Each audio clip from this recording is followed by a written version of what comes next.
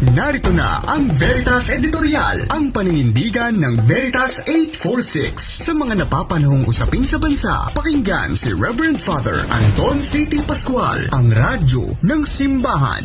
Veritas Editorial. Kapanalig, pakiramdam nyo rin ba na parang hindi na nawawala ang init mula umaga hanggang gabi? Kung hirap na tayo sa panahon ngayon, mas titindi pa ito ayon sa mga eksperto dahil sa inaasahang Super El Nino sa mga susunod na buwan. Maghanda po tayo, kapanalig. Magdasal. Ang El Nino ay isang natural na climate pattern na nagsisimula sa pag-init ng tubig sa Pacific Ocean. Kapag lumampas ng 2 degree centigrade ang pagtaas ng sea surface temperature, tinatawag na itong Super El Nino. Kung nangyari ito, maaari itong magdulot ng matinding tagtuyot at pagbaha sa iba't ibang bahagi ng mundo. Bagamat natural ang El Nino, pinalalala ito ng climate change.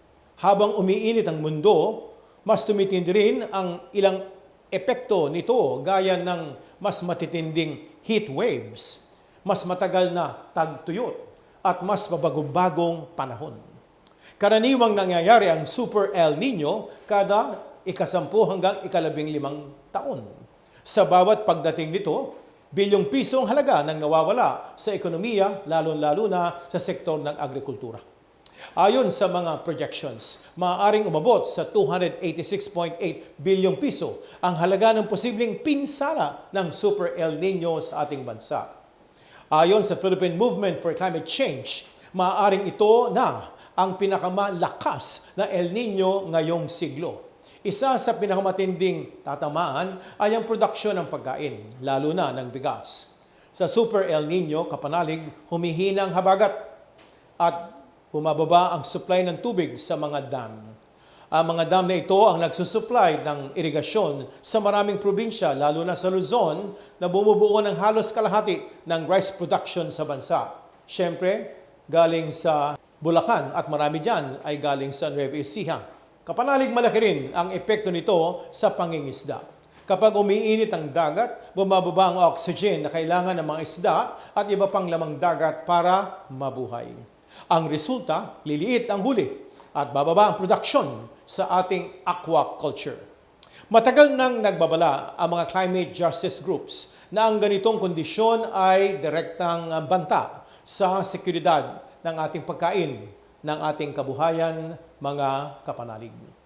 Dahil magdudulot ang Super El Nino ng pabago-bagong panahon, katulad ng matinding init na sinusundan naman ng malalakas na bagyo at mga pagbaha. Mahihirapan po ang ating mga magsasaka, mangingisda, na magplano ng kanilang kabuhayan. Ito pa naman ang pinakamahirap sa ating sektor, kapanalig.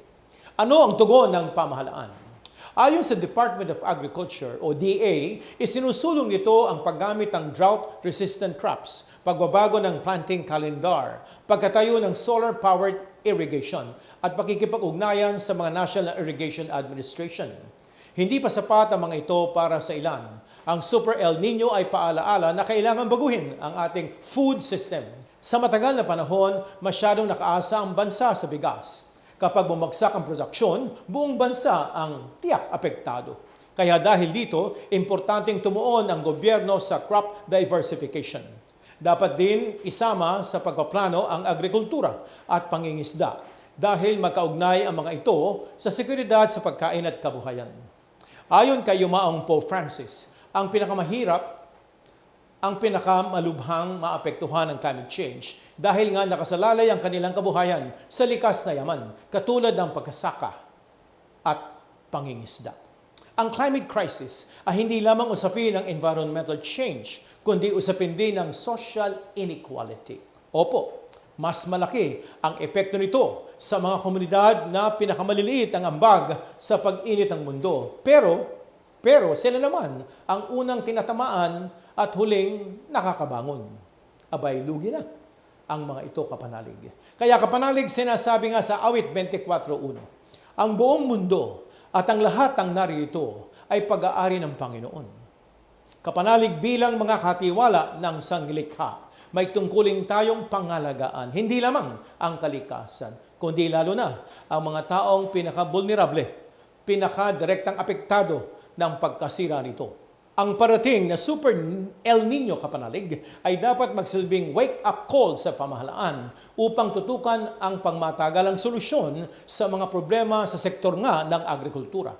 At higit sa lahat, isa itong panawagan para sa mas makatarungang pamamahala na hindi iniiwan ang mahihirap sa gitna ng krisis.